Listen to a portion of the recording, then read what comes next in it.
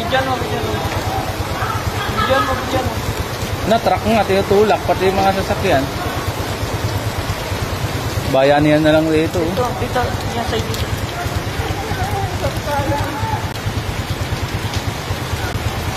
Tirik yung isa, maliit. Uy, gago. Madadapa pa. Madadapa. Oh, jet ski oh. Wow, sniper lang sa kalam. Huwag po kayo mag-i-sniper, mag-onda po kayo.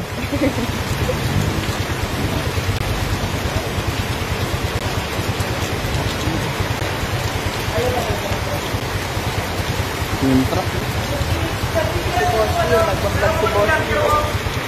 Andun sir, andun. Ayun o yan sir o. Sir, ayun o. Wala, tumirik. Tirik na din. Tirik. Sige. Aanudin ka talaga, Sir Dan. Wala ko pula ko doon. Dati nga yung Undoy, inaanod ako doon sa Espanya eh. Nagtatrabaho, naanod talaga ako doon. Kung alam mo yung Blooming Street, tapos hanggang Antipolo Street, inaanod ako. Doon ako nagtatrabaho dati. Ano yun, naglakad ka lang? Hanap sa akin mga katrabaho ko, nakabike ako nun. Hindi, nakabike ako. Nakabike. 3 oras yata ako nawala. Yan tumirik, 3. Sa kabila pa may bahala. Hindi maabot yan dun din. Yung kabila lang. Oo, hindi. Diyan hanggang dun lang sa may ano eh. May pababa kasi dun sir, may pababa. Ba't hindi yung mapapante? Ah, sa kabilang side. Oo. Bumaba rin sir. Kala ko doon sa kabila sa atin.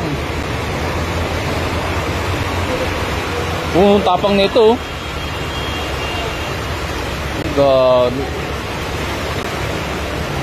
Dumadaan, lalo umakit sa atin. Ano, gago.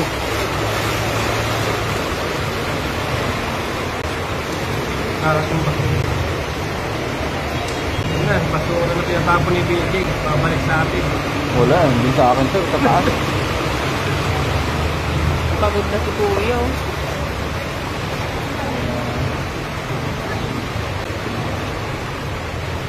Gago. Sinisid na. Sinisid na ni Kuya dun oh. Makalangan lang oh. Oh. Nag-dive. Ito nila eh. Yung makina kasi siguro yung nasa ilalim. Ah, ito, malakas yan. Malakas yung pwersa ng ano yan, tubig. Naku, lulubog yan si Kuya. Lulubog siya eh. Kaya nga, gulat siya, nalunod siya bigla eh. Wala na, di na umulan. Yun, tumila na ang ulan, baka na lang. Kaya motor to? Hindi ko alam. Ay, sa taas? Kung di inalis si Sir Louie yung motor niya dun. Lubog yun. Nalubog yung nalunod sa dulo.